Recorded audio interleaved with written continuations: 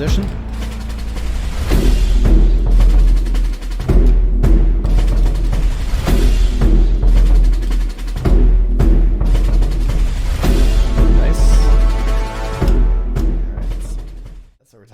Here's the Gladiator versus the Hurricane. So with our relative maneuverability, I want to see if we can Shields hit.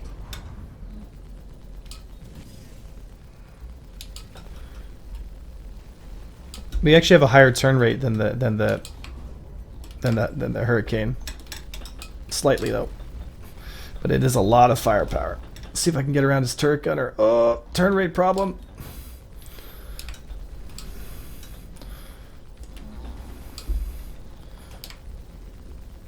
There we go.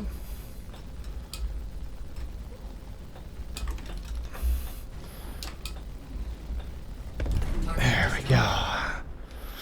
It's a tank and spank.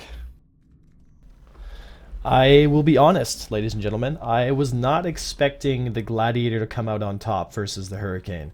Now, obviously, we're going to continue to do these tests over and over and over and over and over again to kind of see, like, on average, how well a ship is performing. But like I've been saying on stream many times, you know, the Gladiator is kind of this unsung hero of the dogfighting, environment. I don't think people really realize how powerful the Gladiator is. It's got a really good acceleration profile. On my belly, my bottom thrusters, I'm getting around 12 Gs during some of these turns. So if you keep your eye on my G-force marker, you'll see clearly, just how powerful this thing's thrusters can be. I'm hitting 14 Gs on that turn just there. That's impressive. That seems to be more than even the Hornet.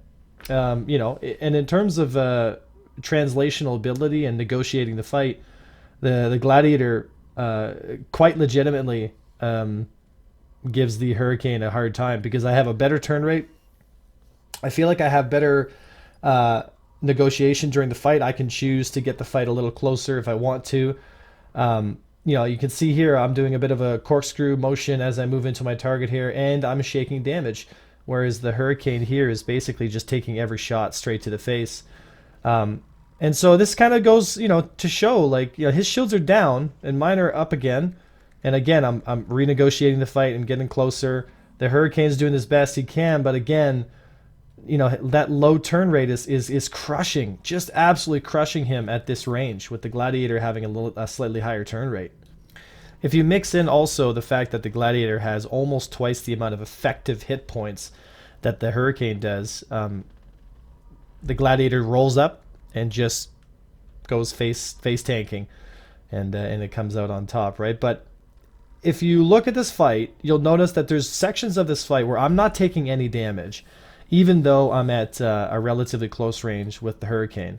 Now, in this situation, because of the strength of the Gladiator and just having so many more hit points, again, you close to within that minimum range and you just tank and spank, right? You just get in there, accept the fact that you're going to take a lot of hits, and just go to town.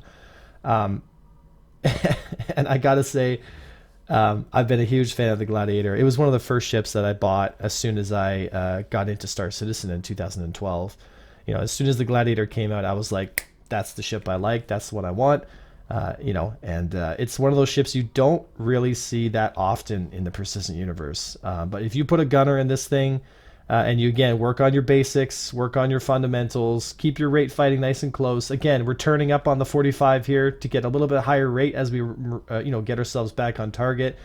Nice, easy corkscrew as we move in, as we advance. Again, I'm not receiving too much damage here. I'm keeping my vector nice and tight. I'm using my boost. Now I'm boosting. I'm pushing up. There we go. I see my vector indicator dance up above me, and I want to keep it nice and close to him. I want to keep it. There we go. See, now I start receiving fire. Now I go into a bit of an evasive pattern. A little bit of upstrafe here to kind of shake off some damage.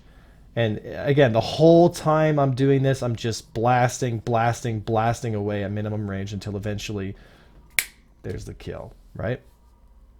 All in all, guys, today's a short video, but if you don't fly the Gladiator, maybe you might consider it. You can put the EM size 5 torpedoes on this thing as well. And for those of you guys who don't know, the EM missiles right now are performing the best. So if you put some EM torpedoes on the Gladiator, not only are you going to give some people a run for their money in a dogfight, but you're also going to have the sustainability and the power to kind of punish people in larger vessels like, 600 Eyes, which, as we all know, the 600 Eye is the greatest PvP ship of all time. So anyway, guys, thank you so much for all the love and support to the channel, guys. I love making these videos. Take a look at Predator mounts if you're interested in getting mounts for your joystick. They're the ones I use. Use the code Avenger1 to get a percentage off of your order. And I hope to see you guys all up for stream, where we do all kinds of cool little testing. If there's a ship, guys, that you want to be reviewed, or just in general, like I'd like to see the matchup between this ship and this ship, just let me know. Tell me what you guys are thinking. Leave it in the comments. And also, come to the Discord, and I'm going to open a channel in Discord called Rate My Dogfight.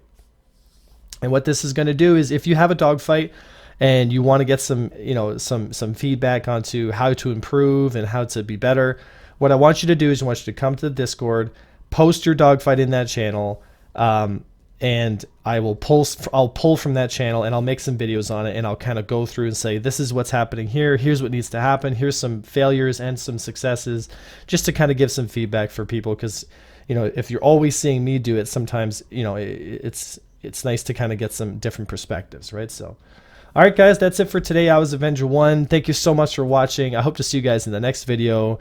I was Avenger1, and I'll see you next time.